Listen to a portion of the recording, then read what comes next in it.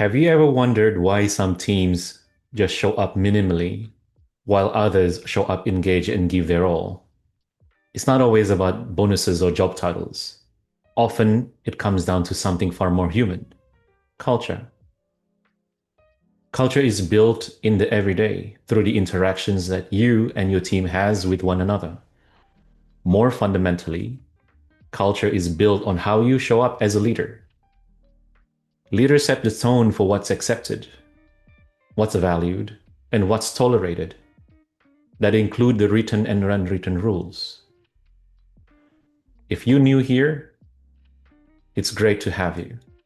Welcome to the Grow Table Conversations. If you have been here before, welcome back. Always great to have you at the table. I value each one of your presence and contributions. The space that we have here is about honest reflections on how we show up in our life, in our businesses, in our workplaces. My name is Sidqie and I am your host. I am a leadership coach and founder of the Growth Table. I believe leadership isn't just about achieving your short-term goals. I believe that leadership, at its core, it's about nurturing healthy environment so that the people in it can thrive.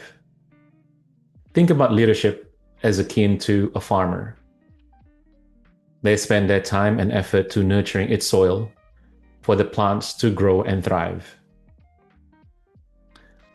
I had a conversations with a client recently. He is an emerging corporate leader. We were unpacking these particular questions. So what do you want next in your career?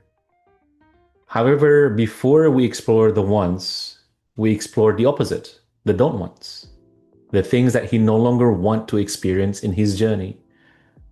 And the reason why we're doing this is, as we exploring the contrast frame of what we don't want, it can help us to get more clarity in what we do want. On that coaching conversations, one theme came up strongly: culture. And what he shared resonated with my personal experience of 18 years in corporate world and other friends and peers that I spoke to in the past many years. He said he doesn't like to be micromanaged. And when I asked him, what does being micromanaged mean and feel for you? He said it feels like he's not being trusted. It feels that he doesn't have autonomy and ownership. Also leads him to second guessing himself and his work. And then he went on. He doesn't like to be in a working environment where appreciation is absence. I asked him, what does appreciation look like for him?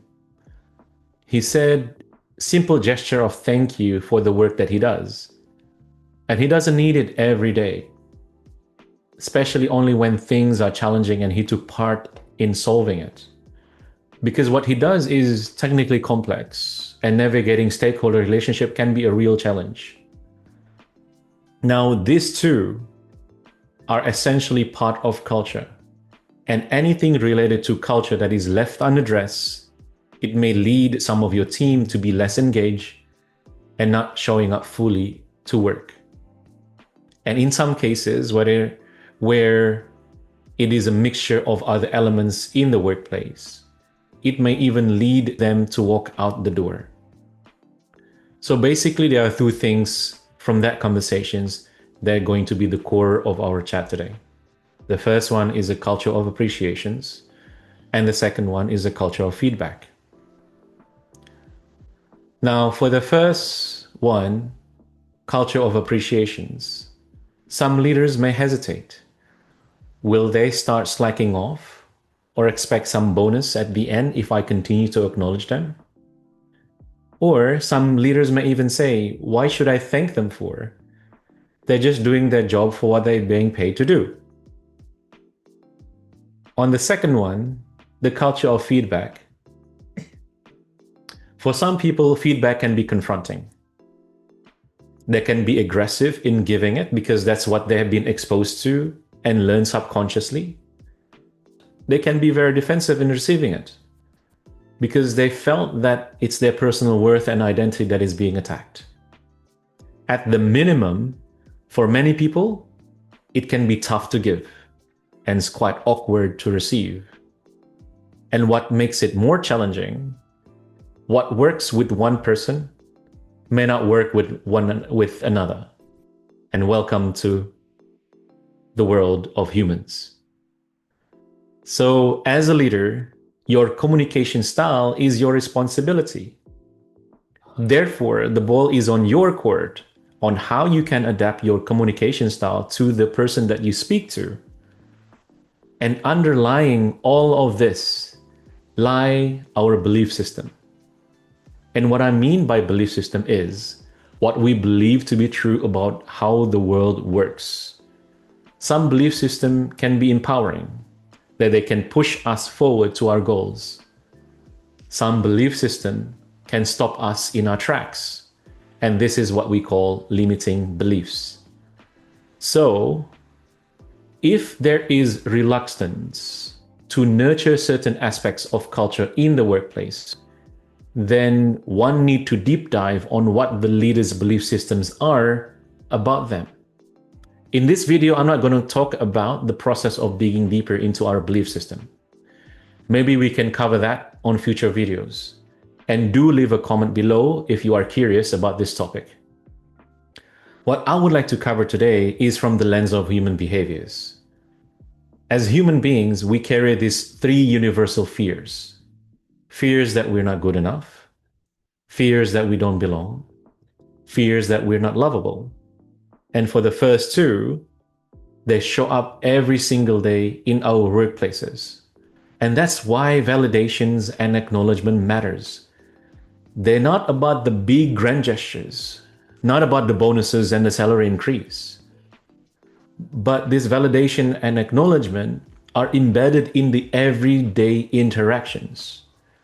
That underneath the words that you say, underneath the actions that you do, they send signals that says, I see you and what you do matters. And here's the truth. Being paid doesn't replace the need to feel valued. And if we look at this through Maslow's hierarchy of needs, salary and pay covers the basic needs. That is of survival, safety, and security.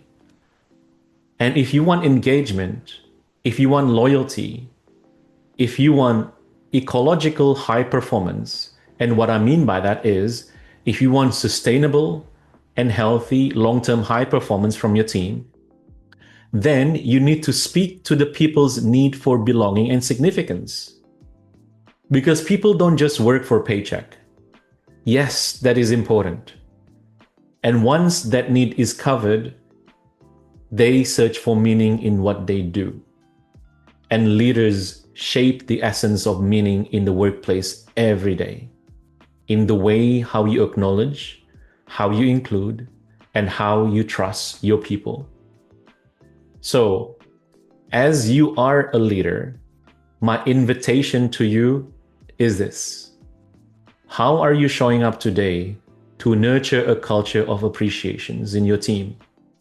Not in that once a year performance review, but in those everyday interactions, through your one-on-one meetings, through your weekly team meetings, through those water cooler interactions. Even a simple gesture of thank you at the end of the day before everyone leave for home, specifically highlighting what they did on that day that you notice about them. Because remember, culture isn't built through carefully worded statement curated on your website. They are not built in the onboarding documents just to inform your new hires about your culture. Culture is a felt experience that as soon as they step foot in that environment, they can feel it. Culture is built brick by brick through the interactions that each one of you has with one another. And you, as the leader, you cast the shadow on how culture is meant to be lived and experienced.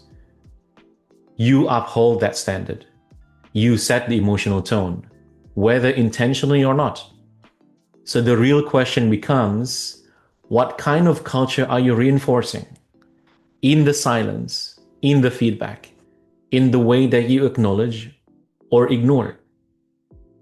Because whether you will realize it or not, you are always building something that impacts culture through how you show up.